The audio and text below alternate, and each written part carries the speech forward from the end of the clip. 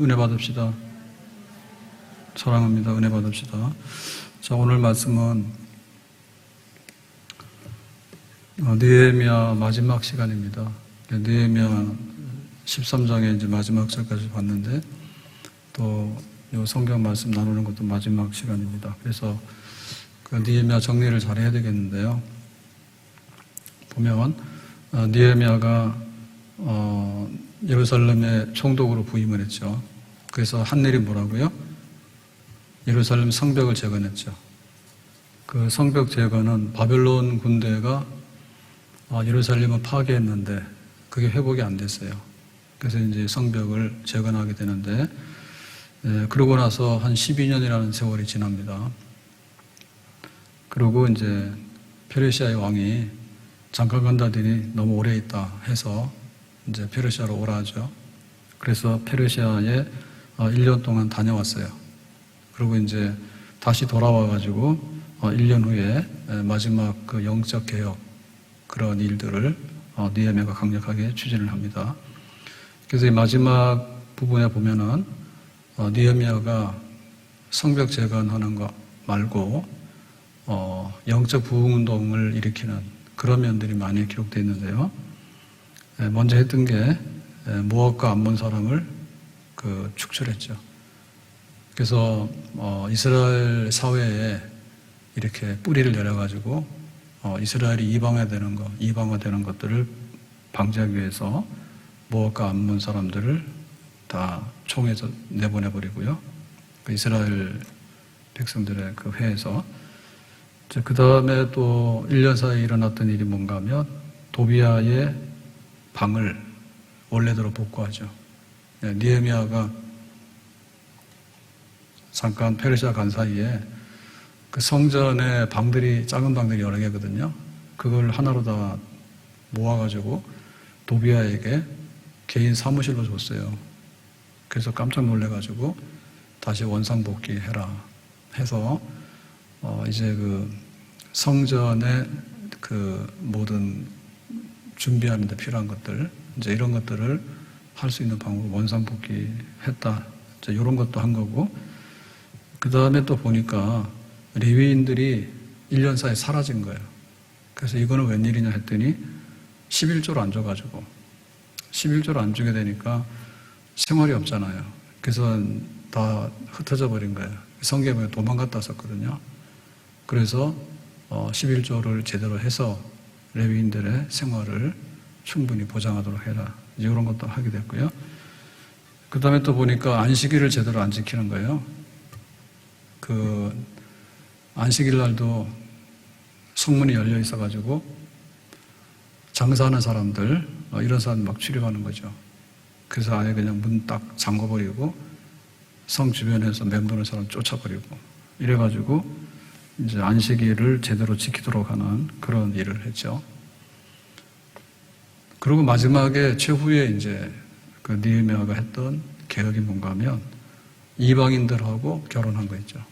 우리가 이걸 뭐라고 하냐면 통혼, 이방인들하고 결혼 막 한 거.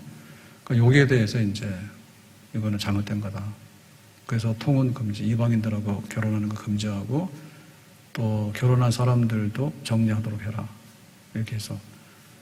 그래서 이 마지막에 개혁이 정말 힘든 일입니다.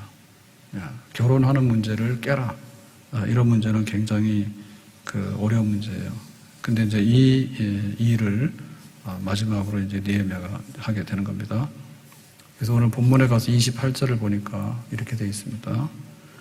대제사장 엘리 아십의 손자 요야다의 아들, 그죠? 하나가 호론 사람 산발렛의 사위가 되었으므로 내가 쫓아내어 나를 떠나게 하였느니라. 그래서 이방인 결혼을 금지하고 이방인 결혼한 사람들 다 정리하라 이렇게 했는데 여기에 안 한 사람이 있어요. 그 시범 케이스로 걸린 사람이 누구냐면 대제사장 엘리 아십의 손자예요. 그래서 이 대제사장은 느헤미야가 한 13년 전에 이렇게 여기 예루살렘에 왔을 때 대제사장이었어요. 그러면 그 아들도 이제 대제사장이 되거든요. 근데 그 손자, 그 손자가 결혼을 했는데 산발랏의 사위, 그러니까 산발랏의 딸하고 결혼했다는 거죠. 그러면 산발랏이 누구냐라고 하는데 이 산발랏은 느헤미야의 대적이에요. 느헤미야가 총독으로 부임을 했을 때 그 예루살렘 총독인데 예루살렘 사마리아, 예루살렘 주변이 사마리아잖아요. 그 예루살렘 주변의 사마리아의 총독이 누구냐면 산발랏이야. 그러니까 페르시아에서 이 사람을 총독으로 이렇게 임명해가지고 굉장히 권력이 있는 사람이거든요. 산발랏이. 그러니까 이제 이 사람이 느헤미야가 예루살렘 총독으로 오는데 그 예루살렘의 그 모든 권력은 누가 가지고 있었냐면 산발랏의 수하에 있었던 도비아라고 하는 사람이 산발랏의 수하에 있는 협력자거든요. 그래서 사마리아는 산발랏, 그 다음에 예루살렘은 도비아. 이제 이렇게 하고 있었는데 여기에 이제 느헤미야가 개입돼서 들어온 거죠. 예루살렘 총독으로. 페르시아 왕의 술관원장이기 때문에. 자, 이렇게 돼 있어서 굉장히 이렇게 부딪히고 반대되는 적이에요, 적. 그래서 이 사람이 한 게 뭔가 하면 느헤미야가 그 예루살렘 성벽 공사할 때 그때 극렬 반대예요. 그래서 군대 거느리고 와서 전쟁에서 친다. 그 협박했던 사람이 산발랏이 두목이야, 거기에. 그러니까 이 사마리아 사람들은 예루살렘이 이렇게 성벽이 재건되는 거 싫어요. 왜냐하면 예루살렘이 회복되는 거는 자기들한테 위협이거든요. 그래서 이제 예루살렘이 무너진 채로 있기를 원하는데 그러니까 예루살렘 회복하는 것을 반대했던 거죠. 그런 사람이에요. 그래서 산발랏의 사위가 됐다는 얘기는 어떻게 그 대제사장이 그 사마리아 총독 그리고 느헤미야를 반대하고 지금 예루살렘을 위협하는 이러한 주변에 있는 기득권 세력들하고 결탁을 해가지고 혼인관계를 맺었냐. 그 혼인관계 맺은 게 잘못된 거죠. 네, 혼인관계 자체 잘못된 겁니다. 그런데 혼인관계를 맺었을 때 이거를 이제 느헤미야가 잘못된 거다. 그러니까 전부 다 갈라서라. 안식일을 지켜라. 11조를 해라. 그 다음에 도비아가 다시 복권하는 것에 대해서 방 빼라. 성전으로서 제대로 그 방을 유지하도록 해라. 느헤미야가 이런 걸 지금 막 하고 있잖아요. 하고 있는데 보니까 산발랏의 사위가 돼버린 거예요. 대제사장의 손자가. 근데 이게 아마도 말을 안 들은 것 같아요. 느헤미야 네가 뭔데? 우리는 우리대로 살 거야. 내 마음대로 살 거야. 이렇게 한 거예요. 그러고 와서 딱 부딪히는 거죠. 우리가 뭔가 개혁을 하려고 하면은 하던 대로 하는 게 편하거든요. 그래서 우리의 생활 습관 바꾸는 게 굉장히 어려워요. 새나라의 어린이는 일찍 자고 일찍 일어납니다. 잘 안 되지. 우리나라는 헛나라 어린이야. 헛나라의 늙은이야. 그러니까 그 하나의 습관된 것도 고치기 어려운데 더군다나 자기 이익관계잖아요. 혼인까지 해가지고 산발랏의 사위가 돼가지고 산발랏 사마리아 총독하고 지금 대제사장하고 결탁을 해가지고요. 누이 좋고 내부 좋고 막 하는데 지금 느헤미야가 들어와가지고 이러고 있거든요. 거기 저항하는 거예요. 그래서 이거는 물러서면은 느헤미야의 계획이 안 되는 거고 이거를 이제 깨고 다 들어가면은 느헤미야가 하고 싶은 일의 모든 것에 이제 결말을 이제 보게 되는 거죠. 그 느헤미야가 물러섭니까? 물러서지 않죠. 최후의 결전, 최후의 영적 전쟁, 최후의 그 개혁이 이제 이루어지게 되는 거예요. 그래서 느헤미야가 쫓아냈다. 니들이 그거 해결 못해? 나가! 해가지고 이제 그 예루살렘에서 그 이스라엘의 총회에서 뽑아가지고 징계해버린 거예요. 징계해버린 거예요. 우리 교회 안에도 재판이 있죠. 그래서 일반적으로 볼 때 교회는 예배드리고 이렇게 하는데 어떠한 문제가 생기면 교회에서 재판할 수 있는 것이 당회예요. 일반적인 거는 이제 행정당회로 모이거든요. 교회 일처리 하는데 부서에서 뭐 이런 게 올라왔어요. 또 재직회에서 이런 게 있어요. 그럼 그런 정리해주고 하는 게 당회인데 범죄 사실에 대해서 이제 고소가 있거나 범죄 사실이 문제가 될 때는 당회에서 이제 이거를 재판을 하는 거예요. 그래가지고 이제 거기에 따라서 처벌을 하는 거죠. 그래서 처음에는 권면을 하잖아요. 그 다음에는 이제 견책하잖아요. 책망을 하잖아요. 그 다음에 수찬정지, 성찬 나누는 거 못해요. 근신하라는 거죠. 그 다음에 교회 제명해요, 제명. 교회 제명하고 나중에 출교. 너는 기독교인이 아니야. 라고 해서 바깥으로 쫓아버리거든요. 그런 거를 교회에서 해요. 그러니까 느헤미야가 여기 지금 쫓았다라고 하는 얘기는 뭐 제명 내지는 출교. 너는 이스라엘 백성이 아니야. 하나님 백성이 아니야. 예루살렘의 백성이 아니야. 해서 그냥 뿌리째 뽑아가지고 내보낸 거예요. 누구를요? 대제사장의 손자를. 근데 이 사람 누굽니까? 예, 여기 산발랏, 그 사마리아 총독의 사위야. 근데 느헤미야가 그거를 대제사장이고 그 총독의 집안이지만은 다 뽑아가 버려가지고 그냥 내쳐버렸다고. 예, 하나님 뜻대로 살아야 된다. 그래서 29절에 보니까 이렇게 말하죠. 내 하나님이여 그들이 제사장의 직분을 더럽히고 제사장의 직분과 레위 사람에 대한 언약을 어겼사오니 그들을 기억하옵소서. 그러니까 하나님께 헌신하는 레위인 중에서도 제사장 중에서도 대제사장의 집안이 그렇게 이방인하고 혼인을 맺어가지고 하나님의 거룩한 일을 훼손하는 것은 그거는 언약을 어기는 잘못된 거다. 그러니까 내가 거기에 대해서 아주 단호하게 다 처리를 했습니다. 이렇게 얘기를 하는 거죠. 자, 30절. 내가 이와 같이 그들에게 이방 사람을 떠나게 하여. 그러니까 통혼 금지에 대한 모든 그 영적인 그 개혁의 결말을 이렇게 쓰는 거죠. 이방 사람을 떠나게 하여. 그래서 이방인들과의 혼인을 금지하고 또 이방인과의 혼인이 잘못된 거는 다 갈라서게 하고 이런 것들을 깨끗하게 하고 제사장과 레위 사람의 반야를 세워 각각 자기의 일을 맡게 하고 해서 아주 그 정결하게 하는데 그 가정까지를 정결하게 해서 그 가정이 하나님을 섬기고 또 하나님 그 모든 일을 하는데 흠없는 이런 가정으로 완전히 이제 깨끗하게 하는 개혁을 내가 다 완수했습니다. 라고 하게 되는 거예요. 그러면 우리가 이 느헤미야를 볼 때 그 느헤미야는 그 예루살렘 성벽을 재건하는 총독으로 왔을 때는 행정관리로 온 거잖아요. 근데 이제 행정관리에서 끝나는 게 아니고 영적인 개혁을 하는데 에스라와 함께 에스라가 말씀을 전했지만 느헤미야는 영적 개혁을 하나의 운동으로 하는 거죠. 그죠? 11조 잘하기 운동, 안식일 잘 지키기 운동, 이방인과 통혼하는 것을 다 깨서 정리하는 운동, 그 다음에 이제 산발랏이나 도비야 이런 사람들하고 결탁해가지고 뿌리 내려가지고 이런 것들을 다 뽑아버려가지고 이제 거룩한 백성이 거룩하게 되어가는 데 있어서 하나의 그 강력한 어떤 운동 이런 것들을 느헤미야는 열심히 한 거예요. 이런 점에 있어서 굉장히 느헤미야는 존경스럽다. 우리가 날마다 하나님의 뜻대로 살아요 라고 하는데 겉사람은 후패하나 속사람이 새로워져야 되거든요. 근데 우리는 겉사람은 화장을 해가지고 그럭저럭 견딜만 한데 속사람은 엄청나게 부패성이 강해. 더 부패성이 강한 게 뭐냐면 우리의 육신이 아니라 우리 영혼이에요. 그래서 날마다 개혁돼야 돼.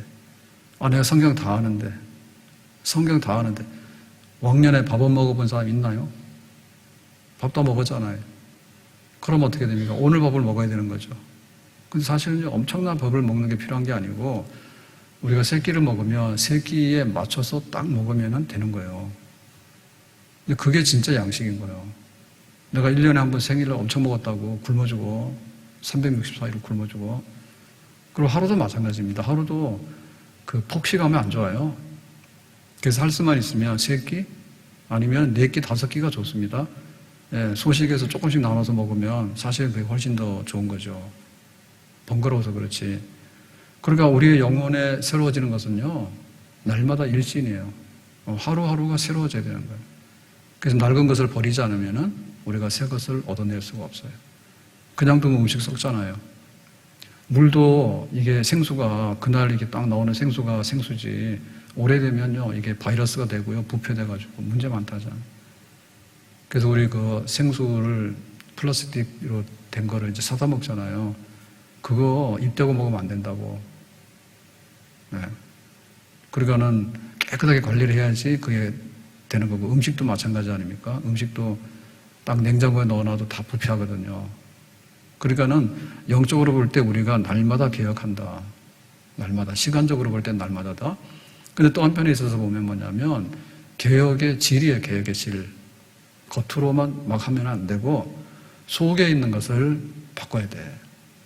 속 사람을. 그래서 우리가 겉에 있는 거는 사실은 치명적이지 않아요. 근데 속에 있는 게 치명적이거든. 속에 있는 뭐가 잘못되면 큰 병이 난단 말이에요. 그러니까 그 질적으로 우리가 개혁을 하는데 질적인 개혁은 완전한 개혁을 해야 됩니다. 대충 해서 이렇게 막 가지고 다니면 그게 나중에 부패해가지고 더 큰 화를 일으키게 돼요. 솔로몬 같은 경우에 그런 예를 들었죠. 그죠? 네, 솔로몬이 처음에는 굉장히 하나님께 헌신하는 사람이 1,000번제를 드리면서 근데 나중에 봤더니 초어첩이 1,000이야. 그래서 하나님 앞에 예배를 성대하게 드리고 했던 그런 솔로몬이 아니라 초어첩을 1,000이나 둔 아주 세상적인 솔로몬이 돼버리잖아요. 그럼 나라가 망할 수밖에 없죠. 그러니까는 개혁을 하더라도 겉으로 하는 게 아니라 속으로 철저하게 개혁을 하는 것. 그래서 속 사람이 새로워져야 되는 것. 야곱의 집이 세겜에서 야간 도주합니다. 그때 딸 디나 사건이 있었어요. 세겜성 추장이 그 딸 디나를 뭐 겁탈하고 이런 사건 때문에 그 아들들이 가서 보복을 하고 그러니까 이제 세겜 사람들의 보복이 두려워가지고 야간 도주하게 이렇게 됐는데 그때 보니까 그 집안 식구들 모여라 해서 다 모였는데 다 털어라 해서 털었더니 이제 우상들이 막 나오는 거죠. 우상들, 드라빔, 그러니까 이런 형상들이 막 나오는 거지. 그러니까는 그 야곱의 가족이 이렇게 여기 지금 가나안으로 오기는 왔는데 안에 있는 것들이 청산이 안 된 거예요. 그래가지고 쫄딱 망해. 그래서 빈손으로 그냥 다 털고 그냥 도망가는 그런 일이 있었어요. 그러니까 속에 있는 것을 철저하게 개혁해서 깨끗해야지 그것이 이제 미래가 있는 그런 삶이 되는 거죠. 노아 홍수 심판을 보더라도 홍수로 와서 싹 다 쓸어버렸는데 왜 그러냐? 거기에 있는 사람들이 자포를 하잖아요. 하나님의 아들들이 세상의 딸들의 아름다움을 보고 결혼하고 이래가 통혼하는 거죠. 그것도. 그래서 막 가정이 막 무너지고 신앙이 무너지고 이런 게 막 되니까 그 한두 개 해가지고는 안 되는 거예요. 그래서 아예 하나님께서 그럴 것 같으면 그냥 세상을 쓸어버려야 되겠다. 왜냐하면은 여기도 좀 하는데 그게 안 되잖아요. 그러니까는 겉으로는 하나님을 섬기는 것 같지만 속으로는 안 믿는 여자들 데리고 와가지고 쫙 이렇게 하고 하니까 하나님께서 이거 안 되겠다. 그러면 그냥 다 쓸어버리자 해가지고 홍수로 그냥 세상을 깨끗하게 해버리잖아요. 그래서 우리도 이 느헤미야가 개혁하는 걸 보면은 날마다 변해야 된다. 새롭게. 그런데 속에 있는 것이 진짜 변해야 된다. 그러니까 알맹이가 변해야 된다. 알맹이가 하나님을 사랑하는가, 마음을 다하고 뜻을 다하고 힘을 다하여 하나님 사랑하는가. 그리고 은혜 받더라도 하나님 말씀에 정말 은혜를 받는가. 기도를 하더라도 하나님의 음성을 싹 들으면서 정말 기도를 하는가. 내가 직분을 감당하고 물질을 섬기는데 하나님 앞에 내 마음을 다해서 정말 헌신적으로 그렇게 하나님을 섬기는가. 질적인 개혁, 질적인 변화. 그것이 느헤미야가 와서 하고 싶었던 거죠. 예루살렘 성을 이제 재건해가지고 안식일, 11조, 성전 예배, 성전의 모든 거, 그 다음에 통혼해가지고 막 결혼 잘못돼가지고 흥청망청하는 거 다 쓸어버려가지고 깨끗하게 하는 거. 그런 면에서 우리가 깨끗한 그릇을 준비하면 하나님께서 기뻐하시고 큰 영광 받으시고 또 우리에게는 복을 주시는 줄로 믿습니다. 그래서 이제 느헤미야 13장에 그 느헤미야의 모든 일이 끝났어요. 끝났는데 마지막 절이 31절이잖아요. 그래서 31절에 보면 이렇게 되어 있습니다. 정한 기한에 나무와 처음 익은 것을 드리게 하였사오니 내 하나님이여 나를 기억하사 뭘 주옵소서? 복을 주옵소서. 그러면 지금까지 느헤미야가 했던 일이 뭐예요? 성벽 재건하는 일, 힘든 일을 고도하는데 다 했지. 그 다음에 영적 개혁하는 거, 안 되는 거 다 버리고 깨끗하게 해가지고 하나님의 백성답게 살자 이런 거 했잖아요. 그랬더니 마지막 기도가 뭡니까? 복을 주옵소서. 내 하나님이여 나를 기억하사. 그러니까 하나님이 나에게 복 주세요 라고 하는데, 자, 이 말은 뭐냐면 그 전에 우리 조상들이 잘못해서 복을 못 받은 거예요. 우리 조상들이 그 하나님의 언약을 어기고 이러면서 하나님의 진노와 화를 받으면서 살았던 거야. 그러니까 막 포로로 잡혀가기도 하고 예루살렘이 막 무너지기도 하고 성전이 불타기도 하고 이런 일이 있었다 이거죠. 그러니까 느헤미야 그게 너무 가슴 아픈 것이 뻔하잖아요. 예, 하나님께서 축복과 저주를 놔뒀는데 우리가 어떻게 하는가에 따라서 축복을 누리는 백성이 될 수도 있고 아니면은 저주받을 백성이 될 수 있는 거죠. 근데 우리 조상들은 잘못된 길로 간 거예요. 실패한 거예요. 그래서 이렇게 복을 못 받아서 너무나 실패했던 그런 쓰라린 역사들이 있다 그러지. 그러니까 느헤미야 아는 거죠. 그러니까 그 성벽이 무너진 채로 있는 그런 참담한 데서 지금 자기가 와서 이 모든 것을 해냈잖아요. 그래서 하나님 이제 그릇은 되지 않았습니까? 그러니까 이제 좀 기억하사 우리 못난 조상들이 했던 것처럼 우리는 그렇게 안 살았으니까 우리 조상들은 하나님께 그 화를 입을 그런 것만 했지만은 지금 우리는 성벽을 재건하고 성전을 제대로 이렇게 이제 하나님 옆에 예배드리게 하고 거기에 필요한 뭐 레위인이라든지 뭐 안식일이라든지 뭐 등등 여러 가지를 다 갖춰가지고 정말 한다고 막 거룩하게 힘써 다 해놨습니다. 그러니까 이제 뭐 해야 됩니까? 하나님 기억하사 화를 주지 마시고 우리에게 복을 주시기를 원합니다. 아멘. 여기 복 주세요라고 한 얘기는 통혼 금지. 니들이 가정을 더럽혀서 어떻게 이방인들하고 막 결혼해가지고 히브리어를 몰라? 성경도 못 읽어? 하나님께 예배드리는데 그 언어를 몰라? 그러니까 이게 전부 다 이방화돼가지고 이루고 있으니까 다 그거 깨버려라. 내쫓아버려라. 심지어는 막 대제사장의 그 손자까지라도 사마리아 총독 사위가 되고 말이요. 이렇게 해서 되겠는가 그죠? 그러니까 철저하게 이방인하고 통혼했던 것을 회개했으니까 하나님 거룩한 백성들에게 거룩한 복을 약속하신 복을 우리에게 기억하사 그걸 우리에게 주시기를 바랍니다. 느헤미야가 그렇게 간절히 기도하는 거예요. 마땅히 행할 바를 행하지 않았습니까? 그러니까 이제 하나님 여기다가 우리에게 복을 부어주시기를 바랍니다. 근데 보면 여기 복 주세요라고 느헤미야가 기도하는 거는 이게 마지막인데 이 앞에도 영적 기억을 계속하면서 그때마다 이 기도를 했어요. 그래서 14절로 돌아가 보면요 이렇게 되어 있습니다. 내 하나님이여 이 일로 말미암아 나를 기억하옵소서. 내 하나님의 전과 그 모든 직무를 위하여 내가 행한 모든 선한 일을 도말하지 마옵소서. 그러니까는 하나님 내가 선한 일을 한 거에 대해서 기억해 주세요. 잊어버리지 마세요.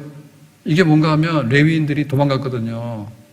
11조 없으니까 우리 생활이 없다 해가지고 자기들의 뭐 고향으로 자기들의 막 그 생활의 터전으로 다 흩어져 버린 거예요. 그래서 돌아와라. 우리 11조 철저하자. 그래서 이제 레위인들이 다시 예루살렘에 거주할 수 있도록 한 거. 그거를 했기 때문에 하나님 이제는 기억해 주십시오. 선한 일을 하나님 꼭 기억해 주세요.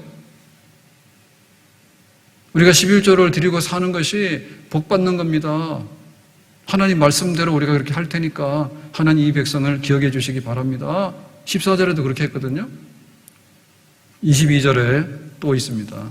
내가 또 레위 사람들에게 몸을 정결하게 하고 와서 성문을 지켜서 안식일을 거룩하게 하라 하였느니라.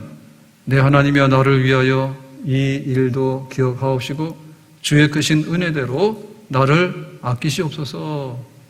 표현만 다르지 하나님 나를 축복해 주세요 이 말이잖아요. 뭐 때문에요? 안식일을 거룩하게 했습니다. 성문에 장사하는 사람들이 안식일날 출입하는 것을 막아버리고 못하게 막았습니다. 그러니까 이제 안식일을 거룩하게 하는 일을 하고 힘든 일입니다. 그걸 막아낸다는 거가. 근데 느헤미야가 그거를 과감하게 했죠. 하나님 이 일을 정말 기억해 주시기 바랍니다. 그러니까 우리가 하나님께로 한 걸음 한 걸음 가까이 나가는 거는 힘든 일인 것처럼 보이지만 쉬운 일이에요. 그리고 이 일이 좀 이렇게 손해가 되는 것 같지만 사실 알고 보면 하나님의 축복을 담는, 하나님의 축복을 누리는 그런 일들이에요. 아멘? 하나님 앞에 눈물로 씨를 뿌리는 자는 기쁨으로 단을 거둔다라고 했잖아요. 주 음성 외에는 참 기쁨 없도다. 날 사랑하신 주 늘 계시옵소서. 기쁘고 기쁘도다. 항상 기쁘도다. 나 주께 왔사오니 복 주옵소서. 나 주께 왔으니 복 주시옵소서. 다 같이 합니다. 주 함께 하시면 큰 시험 이기는 기쁘고 기쁘고 기쁘도다. 항상 기쁘도다. 나 주께 왔사오니 복 주옵소. 기쁘고 기쁘고 기쁘도다. 항상 기쁘도다. 나 주께 왔사오니 복 주옵소서. 하나님께서 복을 주시는데 그냥 로또처럼 막 주는 건 아니에요. 로또처럼 복 받으려고 하면요, 우리는 죽을 때까지 확률이 없어. 그거 기다리다 다 죽어요. 감나무 밑에 드러나가지고 감이 내 입 속에 들어가려고 하면은 굶어 죽어. 그냥 감나무 위에 올라가서 따는 게 나아요. 아니면 시장 가서 사든지. 하나님의 복이 흔하다니까. 하나님의 복은 이렇게 하면 준다고 하나님 약속한 게 있거든요. 그러니까는 하나님을 섬겨 나가는 이 생활이 복을 받기 위해서 하는 건 아니지만 하나님께서 이렇게 살아라라고 하셨기 때문에 마땅히 이렇게 하는 것이지만 거기에 따라서 하나님께서는 덤으로 우리에게 좋은 복으로 약속하신 것을 채워주시는 줄로 믿습니다. 주의를 거룩하게 지키는 사람이 복을 받는 거예요. 주일날 예배 안 드리고 어디 돌아다니면은 처음에는 뭐가 있는 것 같지만 나중 가서는요, 인생이 혼란합니다. 그거 다 거기서 거기에요. 뭔가 이렇게 중심이 있어서 돌아가야 되잖아요. 1년이 돌아가려면은, 우리가 태양력으로 하든지, 아니면 월력, 음력으로 하든지, 돌아가는 게 있어요. 중심이 있어요. 그러면 이 세상의 생사화복의 모든 것을 주관하시는 하나님께서 이 모든 날짜를 돌리잖아요. 그러니까 그때그때마다 매 예배드리는 날로 정한 날마다 하나님께 나와서 참 예배를 진실히 드리는 백성이 정신이 건강하고 일도 잘 되고 하나님께서 이 모든 것을 이렇게 순조롭게 해가지고 때를 따라서 비도 내리시고 또 때를 따라서 추수도 하게 하고 그래서 그것이 우리의 품 안으로 돌아오도록 하는 그런 축복으로 열매를 주시는 줄로 믿습니다. 우리가 거룩한 일을 섬겨야 되는데 모든 사람들이 교회 나와서 다 할 수는 없어요. 그러니까 엿새 동안은 일할 사람들은 엿새 동안 일하는 거예요. 목회자 혹은 풀타임으로 선교하시는 분들 할 수 있도록 협력을 해서 교회를 잘 유지할 수 있도록 하는 거, 그런 거 협조를 해야 되겠죠. 교회 유리창 깨지면 누가 책임을 져? 비가 막 새면 누가 책임을 져요? 우리가 해야 되잖아요. 그러니까 우리가 거기에 대해서 마땅히 11조로 섬기고 또 하나님의 사역에 필요한 모든 것들을 공급하는 일을 해야 되잖아. 그거를 하는 것이 하나님께서 기억하사 복 주시는 사건이에요. 아멘. 우리 가정이 거룩해야 되거든요. 거룩한데 처음부터 부부가 그리스도 안에서 하나가 돼야 돼.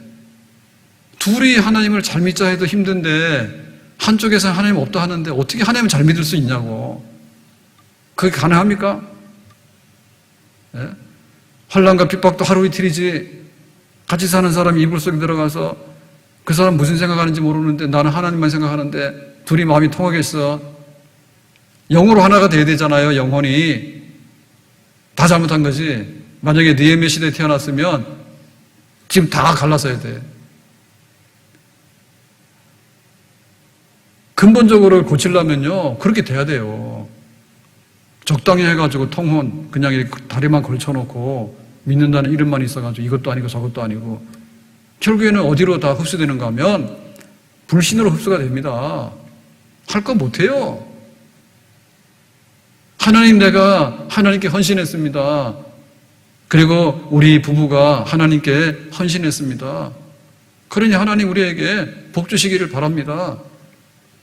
그러니까 느헤미야가 성벽 재건하는 일을 하면서 거기에다가 막 노동도 하고 물질도 갖다 쓰고 그다음에 영적 개혁한다 해가지고 이것도 하라 저것도 하라 했지만은 알고 보니까 뭡니까? 언약의 백성으로 제자리로 돌아가는 거죠. 예배드리는 백성으로 제자리에 돌아가는 거죠. 하나님을 섬기는 백성으로 제자리에 돌아가는 거죠. 그렇게 되니 뭐합니까?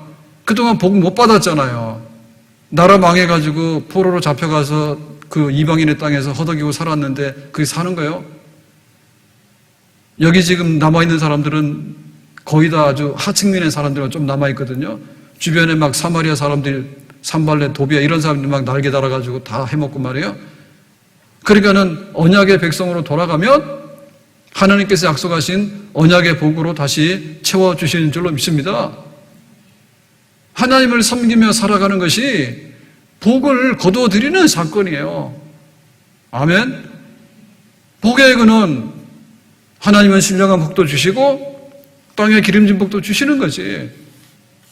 하나님께로 가까이 나가서 예루살렘을 회복하고 성전을 회복하고 언약의 백성답게 살고 그리하면 하나님께서 내 영혼이 잘된 같이 범사가 잘되고 강건하게 하실 줄로 믿습니다.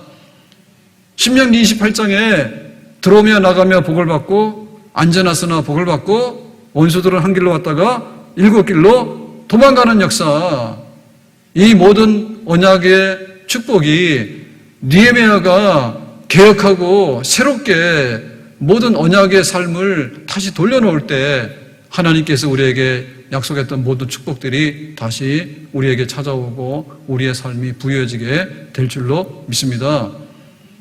복받기 위해서 하나님을 이용하는 건 아니에요. 그런데 하나님을 진실히 섬기다 보면 하나님께서 떨어뜨려 주시는 복만 하더라도 넘치게 복을 받습니다. 아멘.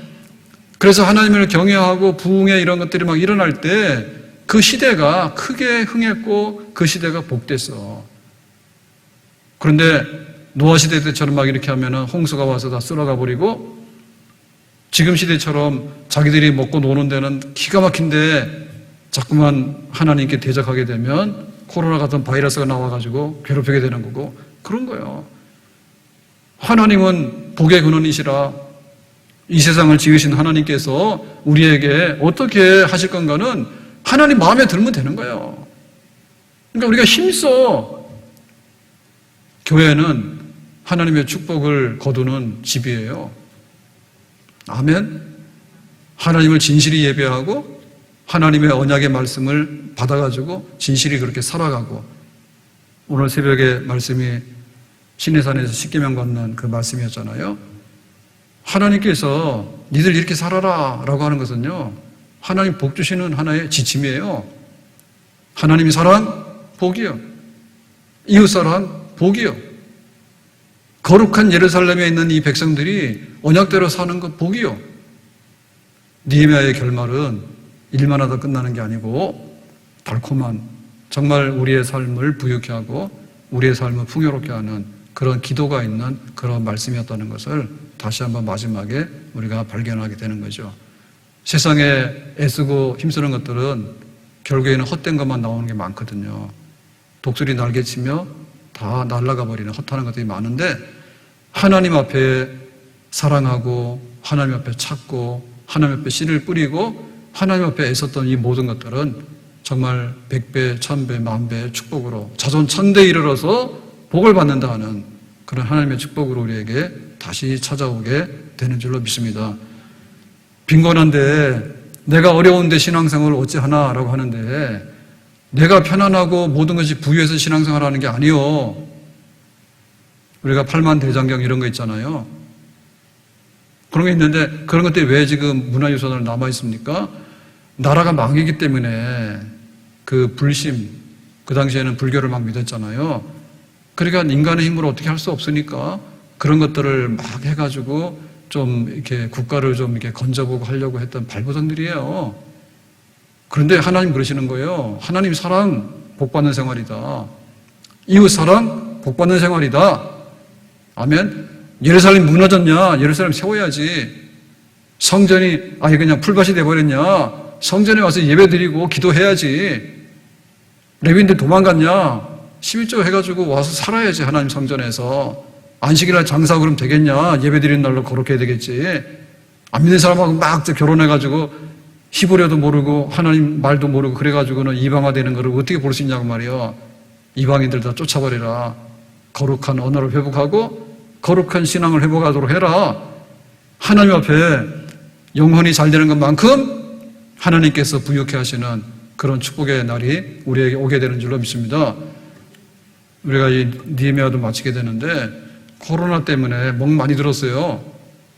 그런데 코로나가 끝나면 뭐가 된다는데 코로나가 끝나면 되는 게 아니라 하나님께 나와서 찾고 하나님의 복을 받는 것은 코로나가 제일 심할 때 나와서 우리가 하나님께로 나가게 되는 거고 하나님과의 관계가 좋아져서 하나님께서 복 주시는 그런 사건들이 일어나게 되는 줄로 믿습니다. 핑계, 그게 개혁이 안 되는 거예요. 아직도 정신 못 차려가지고 우리의 신앙생활이 세상 것을 뒷받침해주는 이런 걸 알아요. 세상 것을 뒷받침해주는 게 아니라 우리의 신앙생활을 똑바로 하게 되면 세상 것들이 와서 붙어가지고 모든 것들이 우리 것이 되고 하나님께서 원하시는 일들이 우리에게 펼쳐지게 되는 줄로 믿습니다. 우선순위가 어디 있느냐? 예루살렘 회복에 있는 거예요. 우선순위가 어디 있느냐? 언약 백성이 언약 백성답게 회복되는 데 있는 거예요. 그리하면 되리라 했거든요. 신앙이 바로 서고 교회가 바로 서면 하나님께서 전쟁도 그치게 하고 기근도 그치게 하고 때로는 질병도 그치게 하고 때로는 환난의 때도 그치게 해서 평강 주시고 복 주시는 그런 복된 삶이 우리 앞에 나타나게 될 줄로 믿습니다. 기도합시다. 오늘 주신 말씀과 같이 느헤미야를 쭉 보면서 참 예루살렘을 회복하고 신앙 회복하기 위해서 느헤미야 애를 많이 썼는데 우리도 그러한 믿음의 사람 또 날마다 우리 자신을 쳐서 복종해서 변화시키는 개혁의 사람 되기 원하고 그 결말에 하나님 복을 주세요 라고 했던 기도가 응답되어서 영혼이 잘되고 범사가 잘되고 강건한 복을 누리며 사는 저희들이 되기를 원합니다. 주 예수님 이름으로 기도하옵나이다. 아멘.